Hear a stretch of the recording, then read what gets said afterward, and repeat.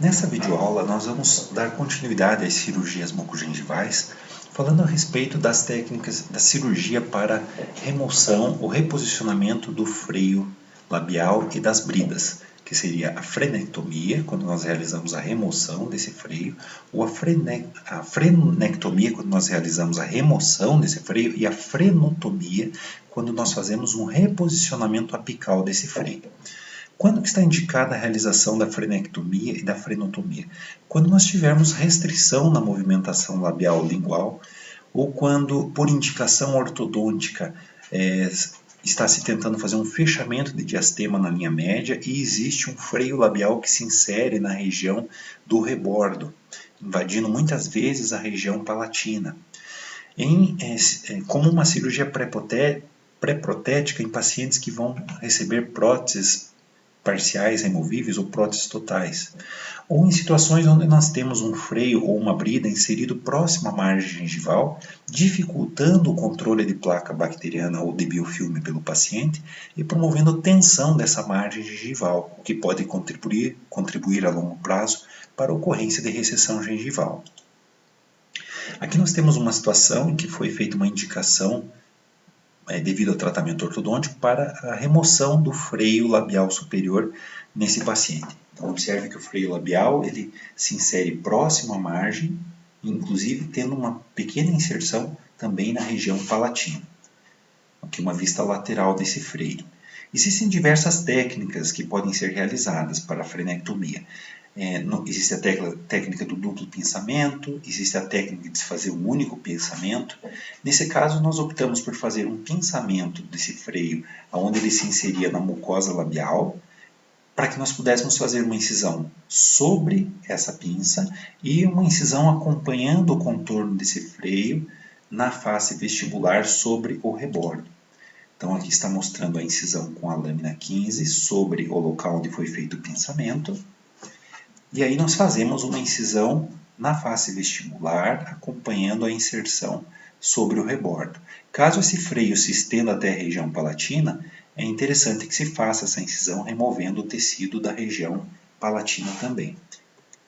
Aqui está o freio que foi removido nessa paciente e a sutura da mucosa labial. Na região do rebordo não é possível aproximar as bordas, então nós podemos fazer somente a colocação de um cimento cirúrgico nessa região. Aqui nós temos o aspecto após 15 dias da cirurgia, mostrando que o freio está no processo de reparo fazendo uma nova inserção, mas numa posição mais apical do que ele apresentava originalmente. E aí a paciente iniciando o tratamento ortodôntico com a finalidade de fechamento do diastema. Aqui nós temos a foto do aspecto inicial, previamente à frenectomia, e posterior à frenectomia, alguns meses depois de iniciado o tratamento ortodôntico. Essa outra situação nós temos uma brida, que é um tecido conjuntivo que se insere, que vem na região da mucosa jugal e se insere sobre o rebordo alveolar. Por que nós temos que intervir nessa situação? Observe que essa brida é muitas vezes constituída de tecido fibroso, às vezes inclusive com algumas fibras musculares também, mas na maioria das vezes é um tecido conjuntivo fibroso. Ele causa um incômodo, uma dificuldade de higiene bucal, porque a hora que o paciente passa a escova, ele acaba machucando essa região e mesmo assim tendo um controle deficiente de biofilme nessas áreas.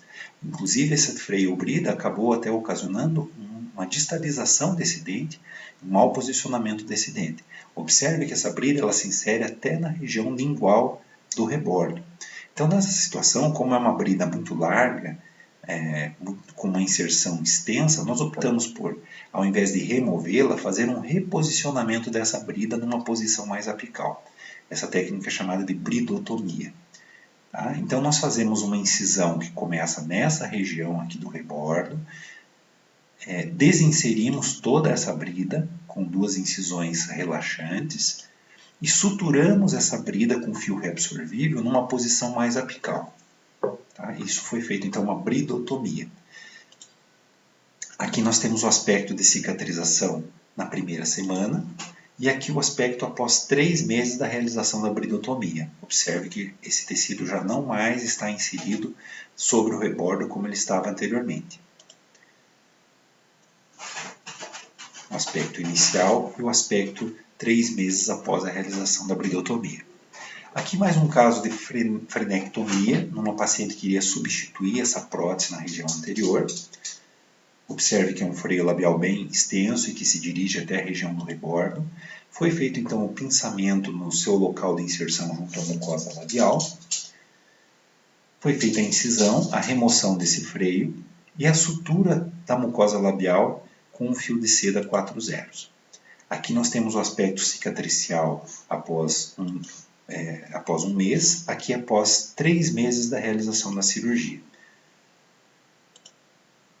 Como conclusões dessas 3 aulas de cirurgias mucogengivais, nós podemos colocar aqui alguns aspectos importantes que nós devemos levar em conta ao falarmos de cirurgias mucogengivais.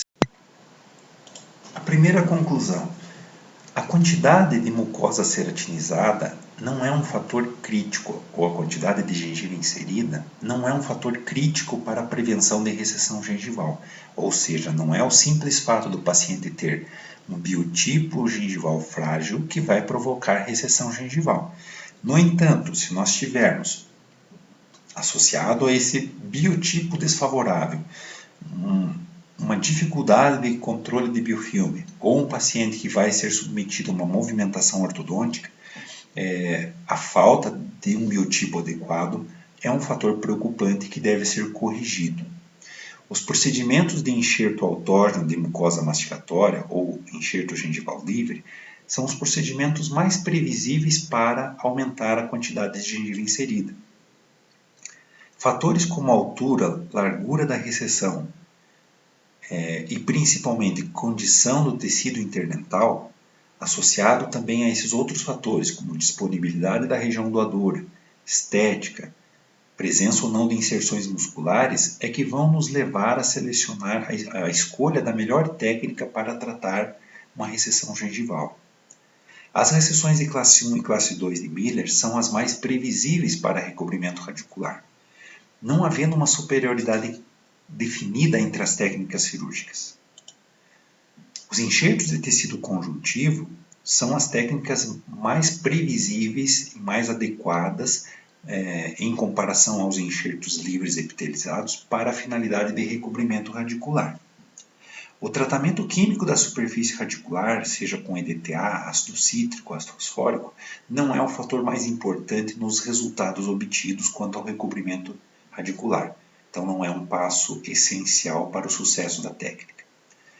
Com isso nós encerramos a sequência de videoaulas a respeito de cirurgias mucogengivais e numa próxima videoaula nós falaremos a respeito de cirurgias estéticas para correção de sorriso gengival.